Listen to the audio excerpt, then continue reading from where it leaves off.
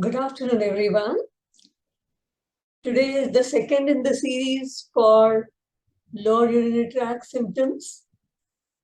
In the last session, it was about the urodynamic test, which are needed for the clinical evaluation support for the objective measurements. So here is the second in the series about the continence, urinary continence in women. And to understand the management after the evaluation, we need to know the micturition reflexes which are proposed and hypothesized in humans. Because our management, the reasoning for doing this is to understand the mechanism, how the treatment options work.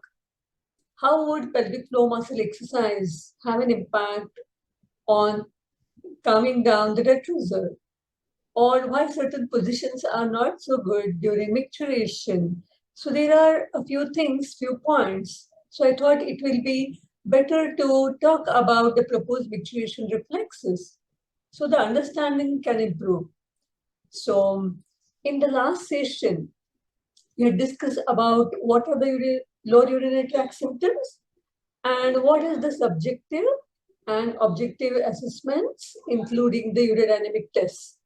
So today it will be discussion about what is the neural control of urinary micturition process and what are the reflexes in brief. So to begin with, the first unit, we had discussed about what are the lower urinary tract symptoms leading to various dysfunctions and the stress urinary incontinence, the overactive bladder or sensory urgency, bladder compliance problems, the outlet obstruction, or post-micturition dribble or incomplete voiding. So all these are various lower urinary tract symptoms, which are really devastating, but it could be addressed by a careful assessment and understanding about the problem will really help us to understand what could be our choices leading to better control and cure. So in the last session, we had seen how to do the subjective evaluation, the objective assessment, if needed, as needed, with the urodynamic test, the pad test, and the bladder diary. So all this is going to form the basis of understanding how great the problem is. So person's subjective assessment also, how is the quality of life in that person?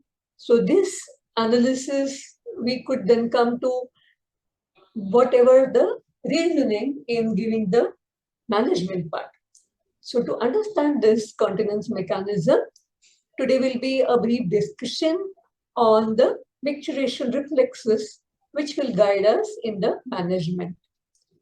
So for continence mechanism, to maintain the urinary continence during the storage phase. So there are two phases, the storage phase and the micturition phase. During the storage phase, normally the detrusor will be stable and compliant. So there will be the capacity to be within the normal limits and the sensations of getting the bladder full. So the first sensation and then the capacity, the limit, the functional limit that no, I'm not able to, the person would say, no, I just can't wait for micturition, I need to empty my bladder. So these sensations, so sensory system also needs to be intact so that the person understands that there is a need. Further, the higher control can limit this sensation to go until there is appropriate time and place for voiding. So for this mechanism, we must understand the neural control of the detrusor. Now the second thing, how is the urethral closure pressure when the bladder is in the storage phase? How is the intrinsic sphincter? How is this abdominal pressure transmission? Where is the placement of the urethra into this? And the urethrovesical angle. So all these are going to help in the pressure transmission. If intra-abdominal pressure rises, that pressure will be transmitted equally to the bladder and the urethra. So if there is some displacement, this uretrovesical angle also will be altered, which might lead to incompetence of the sphincters. Of course, the pelvic floor musculature, which is very important, the striated fibers in controlling this micturition reflexes. So the external urethral sphincter is under voluntary control to most of the degree normally, unless it is being a problem into the external urethral sphincter or the bladder is completely full. So there cannot be any control over there, or there are mental problems and other things. Of course, the hormone mediation and estrogens also have an important role in about the urethra submucosal lining.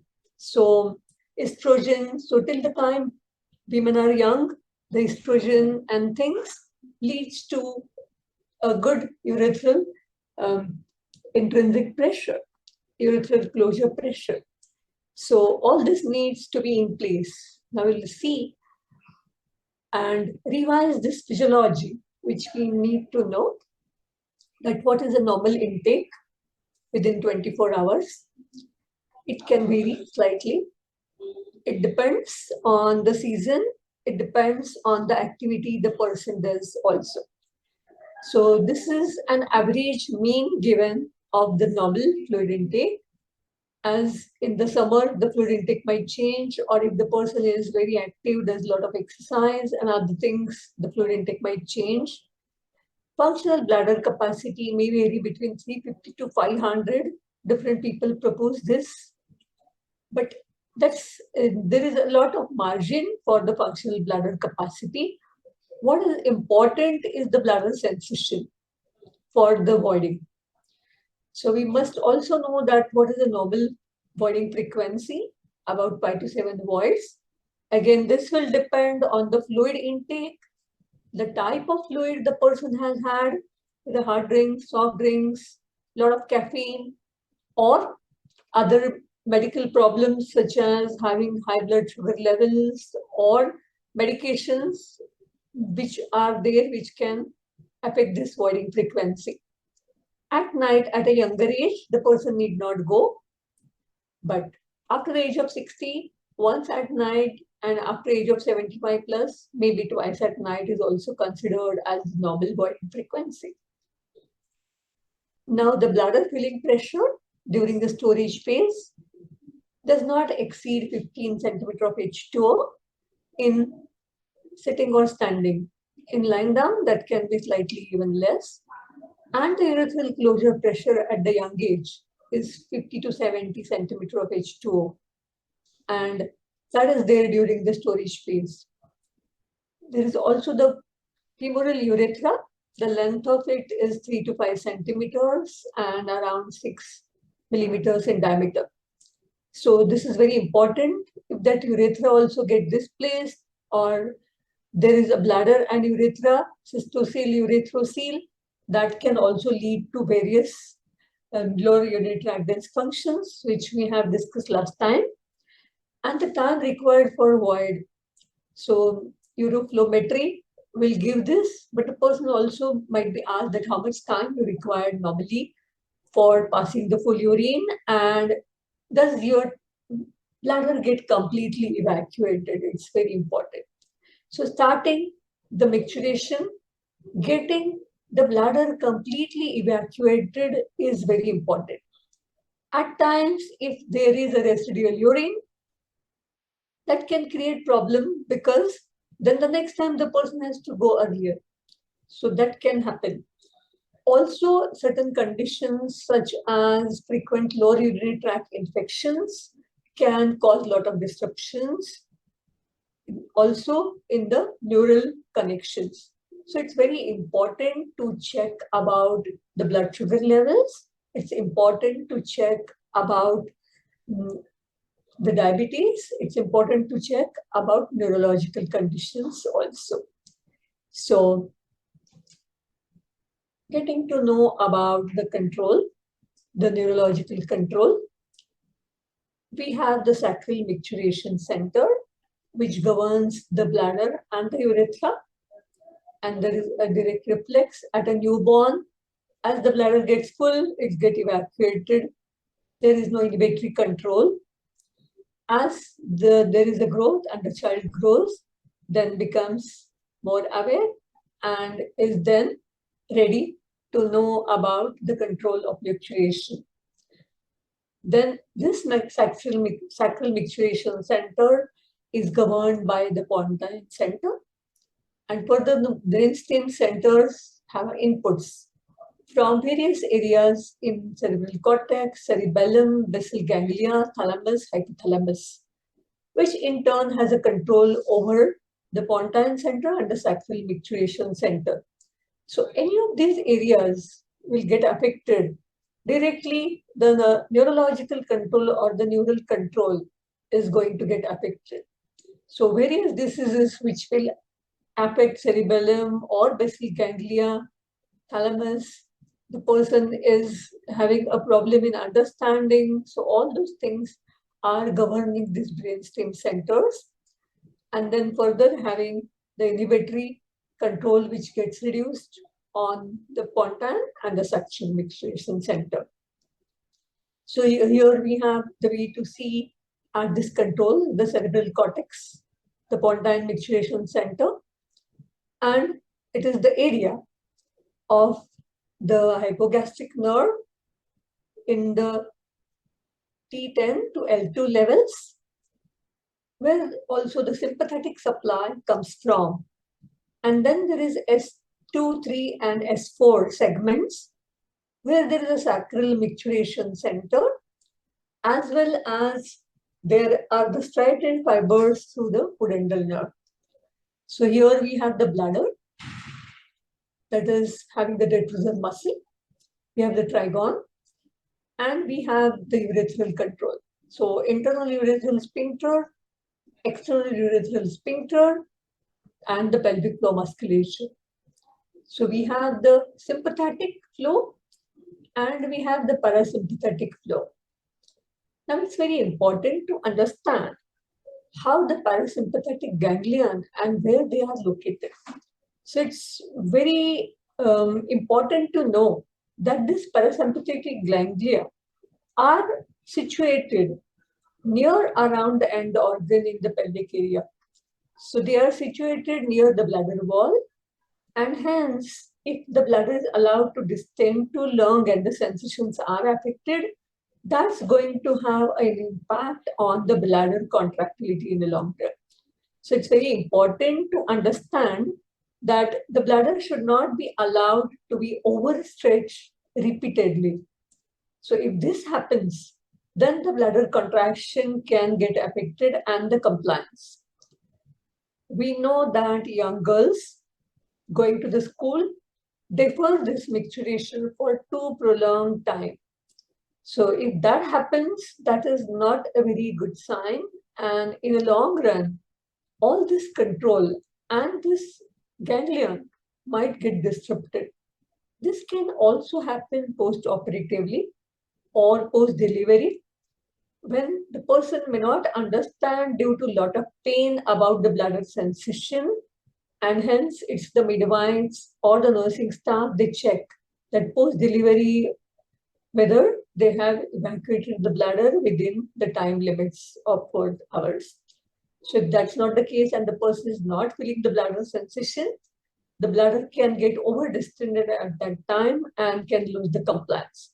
So it's very important to understand the anatomy and physiology of this autonomic nervous system and where this sympathetic, parasympathetic ganglion are.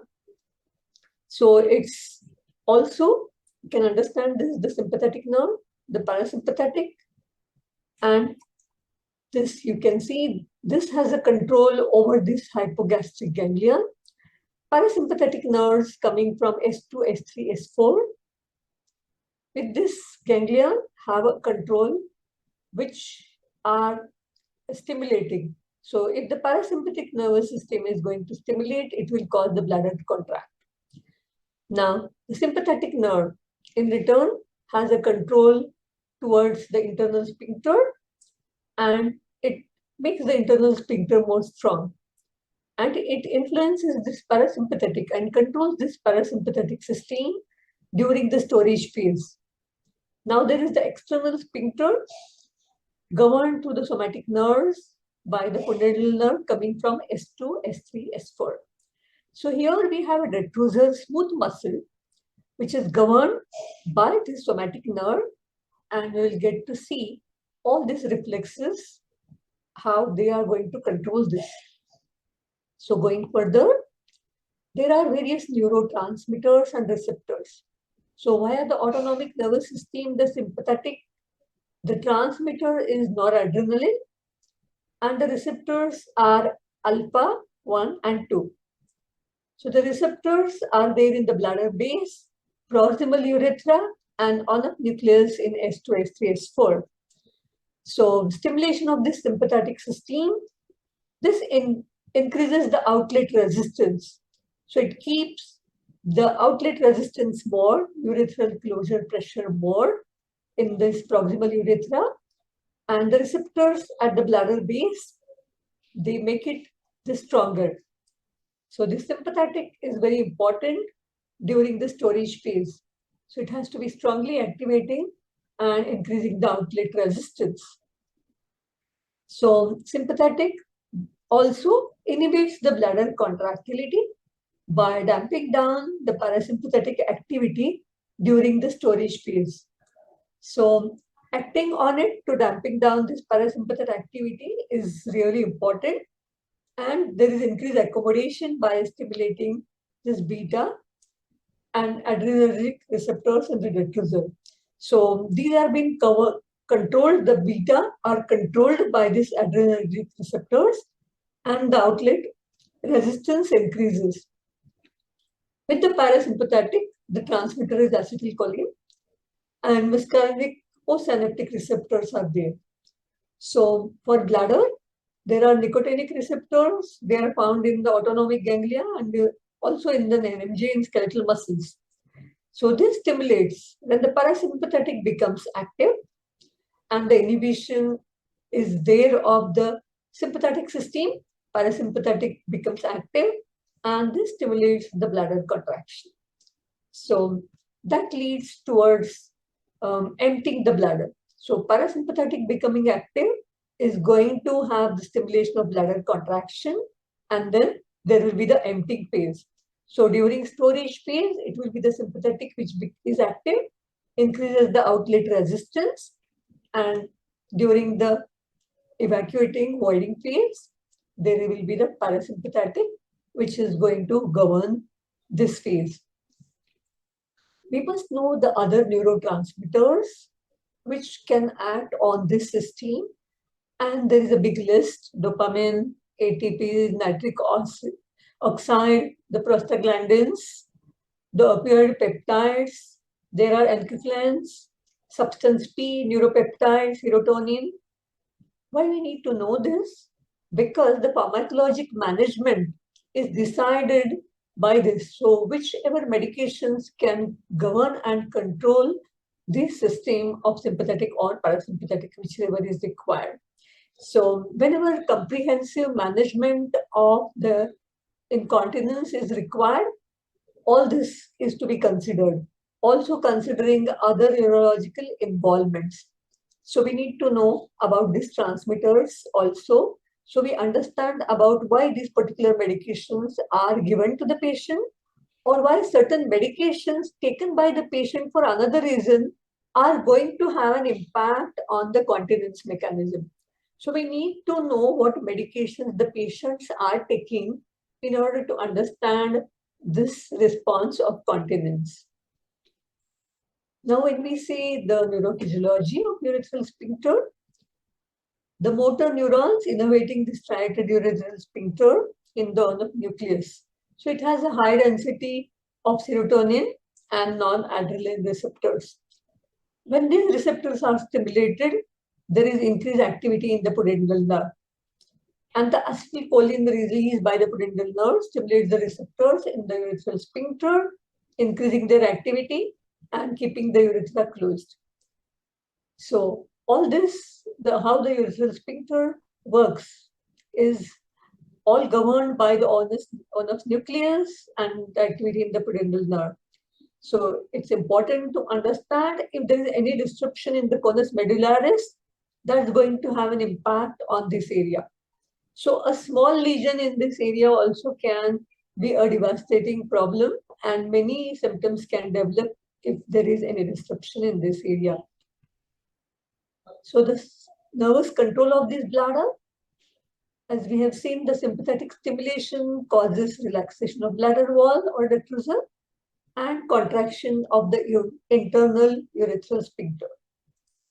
The parasympathetic stimulation contracts the detrusor and relaxes the internal sphincter and causes the external sphincter to remain strong. The somatic stimulation causes the contraction of external urethral sphincter and the pelvic floor muscles. So with the vaginal orifice. So in the middle layer, we have the ureterovaginal sphincter, which throughout the urethra, there are various areas which control this sphincter mechanism. We also have to see whether the detrusor hyperactivity is not there, which can happen due to interruption of cortical inhibitory circuits, disruption of basal ganglia in diseases like Parkinson's. Damage to the pathways from brain to spinal cord can be a reason, or sensitization of the bladder afferents. So all this can have an impact on the nervous control of the bladder. Going into the bladder or the micturition reflexes, there are 4 different types of reflexes which are proposed. So there are the bladder filling. So during the storage phase, these are all proposed in humans and they have been demonstrated in animals. So these proposed are really checked clinically a lot, and hence they have been taken into consideration that yes, such reflexes are existing. And since 1977 and 1940s, many studies are ongoing to check about various reflexes. So there are the bladder filling or storage reflexes, then micturition initiation reflexes, the micturition complete evacuation reflexes, and reversal of this, that micturition closing reflexes. So 4 types of reflexes are proposed, and they have been checked that such reflexes, whether they are active and how are they governed. So the proposed bladder filling or the storage reflexes, first comes the sympathetic detrusor inhibiting reflex. So through the control of this reflex, it inhibits detrusor contraction in the rise of detrusor tension. So as the bladder is filling, the detrusor doesn't actually increase the tension, but it increases its pace. So when it is increasing, so if it is slight tension which increases before it actually distends, it will inhibit the detrusor contraction. So this reflects afferent pelvic nerve, efferent hypogastric nerves. So this sympathetic detrusor inhibiting reflex is going to inhibit the detrusor contraction whenever the bladder is getting more and more filled in. So some tension is rising, immediately the sympathetic is going to be actively involved in inhibiting the detrusor. The sympathetic constrictor, sphincter constrictor reflex.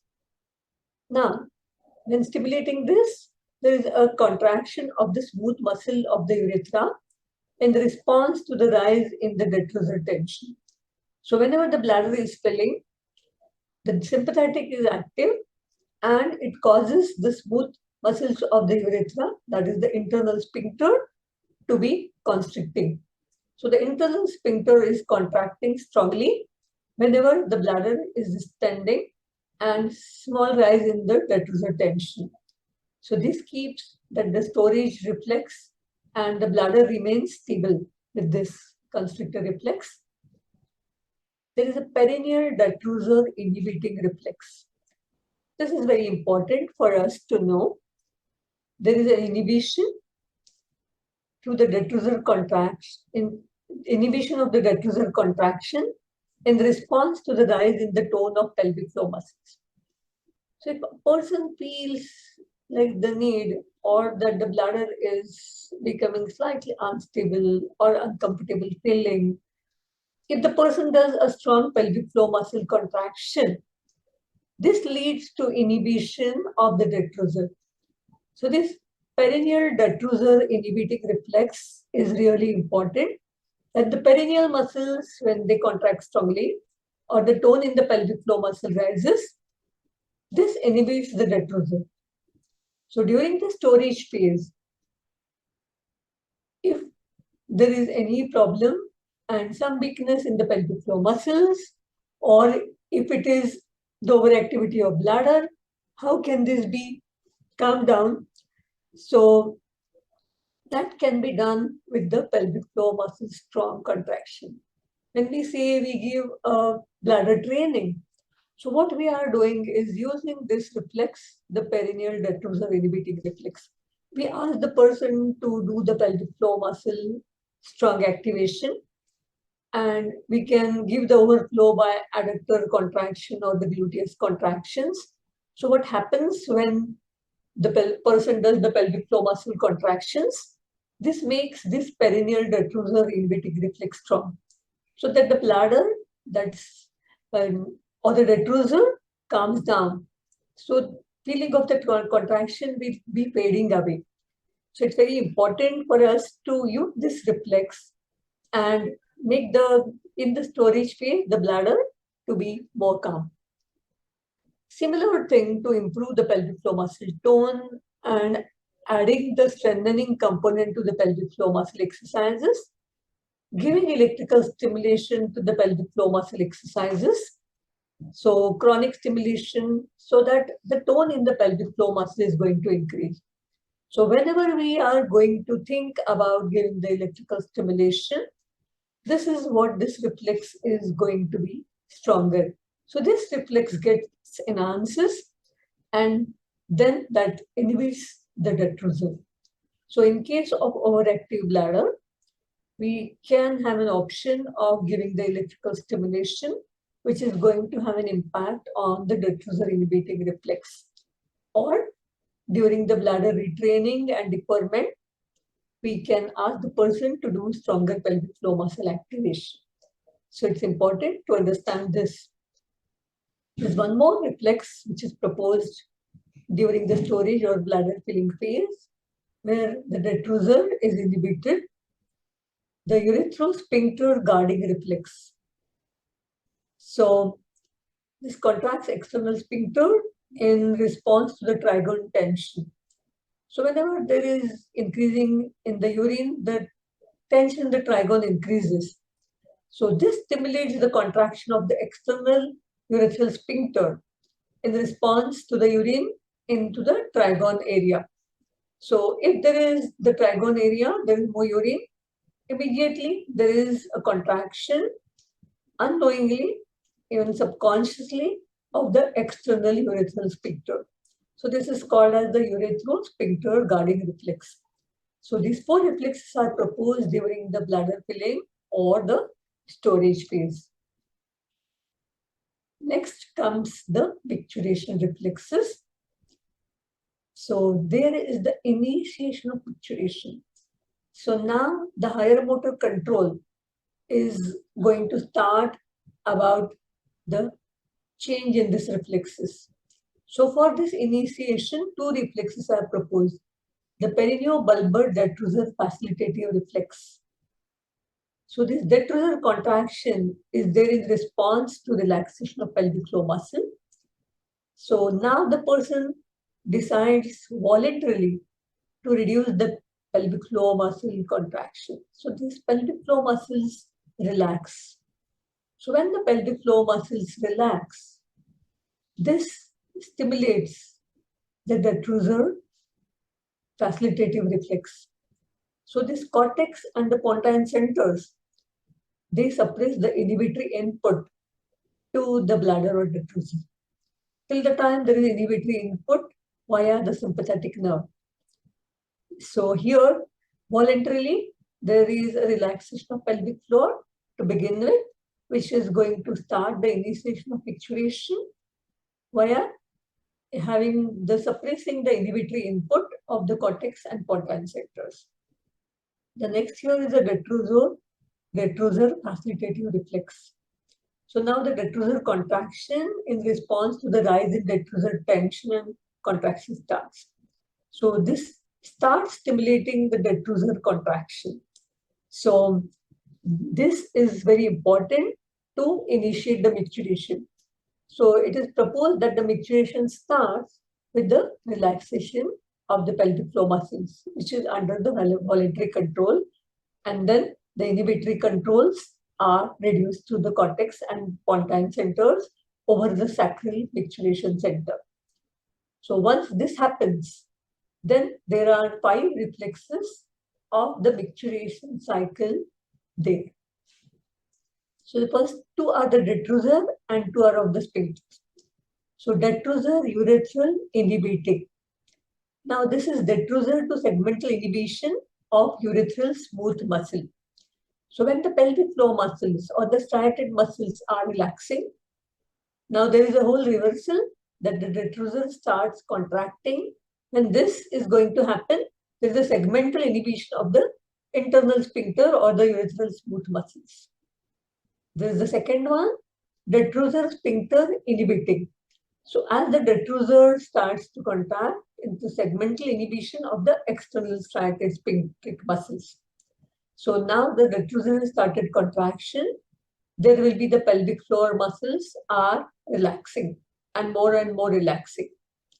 So it's important to understand the detrusor sphincter inhibition reflex, because once the command is there to relax the pelvic floor muscles and the detrusor has started contraction, now initially it was proposed that a person should be activating and checking the pelvic floor muscle, and the urine stop test was advised. Now we can still use urine stop test to know about the control, voluntary control over this system, but we should never give urine stop test as a exercise program, because it will be easy for a person just to do the exercise while on the toilet, just to stop in the mid-flow and start and stop. So over the period of time, it was realized, earlier therapists used to think that yes, doing this is going to make the pelvic floor muscles more strong and have a problem. But it was understood that it makes this reflexes weak, because now that the pelvic floor muscle is relaxed, and then the control over complete relaxation is important, that the pelvic floor muscle relaxes while the bladder completely evacuates. So now with this sphincter inhibition during this cycle, if the person is stopping the urine flow, then that's going to have a problem by making this reflexes weak. So it's important to understand to give this only as a test and should be not utilized as a regular pelvic floor muscle exercise, because urine stop test clinically correlates with the pelvic floor muscle strength. So it is very easily told to the person to check by herself what is the grade of the pelvic floor muscle corresponding, whether she is able to make the flow slowly stops or abruptly can stop the urine flow or start and stop. So from 0 to 5, the grades can be given over the stop test, only to be utilized to see about the progress of the pelvic floor and to see what is happening to the detrusor. The next in the micturition reflexes are important. The uretro-detrusor facilitative. So stimulating the detrusor contraction in response to the urine in the urethra. So this is the proximal urethral segmental reflex to stimulate the detrusor. The second is urethro-bulbar detrusor facilitative, that the proximal urethra reflex to stimulate the detrusor via brainstem. And the third one is urethrosphincter inhibiting, that urethra to the external striated sphincter. This is a segmental reflex. So if we are actually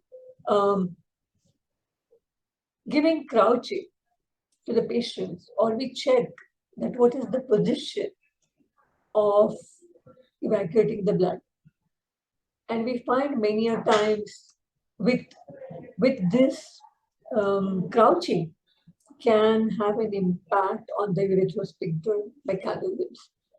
So what happens while crouching is the pelvic floor muscle does contract to some degree while the bladder is now evacuating. So when this happens, the uretrodetrusor reflex, the uretrobulbar detrusor facilitative and urethrosphincter inhibiting, they can be disrupted. So the pelvic floor muscle is not completely now relaxing. So the bladder doesn't become more strong. So the detrusor doesn't get facilitative as strongly.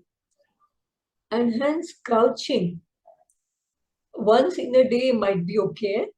But every time if the person is having the night shifts or the duties continuously in a workplace, so many times for young girls, so what happens? They don't use this commode or Western toilets, and means rightly, they are not completely relaxing and sitting, but they are crouching. So into this position, the pelvic floor neither completely relaxes and the detrusor doesn't contract strongly. So if this happens repeatedly, this reflexes can get into a problem area. So the detrusor contraction can become weak over the period of time, and there could be some residual urine with the crouching. And hence the need to go again and again can happen with the crouching. So we must understand the importance of doing pelvic floor muscle exercise. So we must understand these reflexes, giving electrical stimulation to increase the tone in the pelvic floor muscles in order to understand about why urine stop test should not be given as a routine exercise. Also, crouching. So correct positioning is very important in order to relax the pelvic floor. These reflexes should not be disrupted repeatedly. Going into the next. So after completing the micturition reflex, the bladder uretrodetrusor facilitating is going to completely evacuate the bladder. So detrusor sphincter inhibiting, detrusor urethral inhibiting, uretrodetrusor facilitative, uretrobulbar detrusor facilitative, and uretrosphincter inhibiting. All these reflexes are important for us to understand, so that we need to know that the detrusor contracts strongly and the bladder is completely evacuated during the process of micturition. So the last one, the micturition cessation reflex. This is completely reversal again now, going back before going into the storage phase. So there is a storage phase, then the micturition initiation reflex, then the micturition where there is a completely reversal of from the storage phase, the whole reflexes completely are into the reversal of it when it is given the order now to relax the pelvic floor and the detrusor contraction. So detrusor completely contracts till it completely empties. So it's a strong contraction and complete emptying of the bladder takes place. Now when the bladder completely is emptied, then the micturition cessation reflex will come into play. So the reflex is proposed as perineobulbar detrusor inhibitive. Now the pelvic floor afferent to the brainstem to inhibit the detrusor. So there is a reflex inhibition of detrusor in response to the contraction of pelvic floor muscles. So to initiate the micturition, there is a pelvic floor muscles which relax, and so there is a reversal and the parasympathetic activation. Now with the micturition cessation, there is a contraction of pelvic floor muscle and the external urethral sphincter. So this pelvic floor afferent to the brainstem, there is inhibition of the detrusor, and there is completely going back into the storage phase or the bladder filling phase. So that's how we see all these reflexes in place, has to be in place, has been proposed, though yet not seen in humans, but we do understand the importance of knowing this when we are going to talk about the management of continence problems. So in the next series, the last one, we're going to discuss about the management strategies for various lower urinary tract symptoms. So thank you all for your patient listening. You can contact me on the email nilima@yahoo.com. You can contact me via LinkedIn. I'm there on LinkedIn. And then in the next series, we'll give you all the details about how to contact. It's very important for us to know this.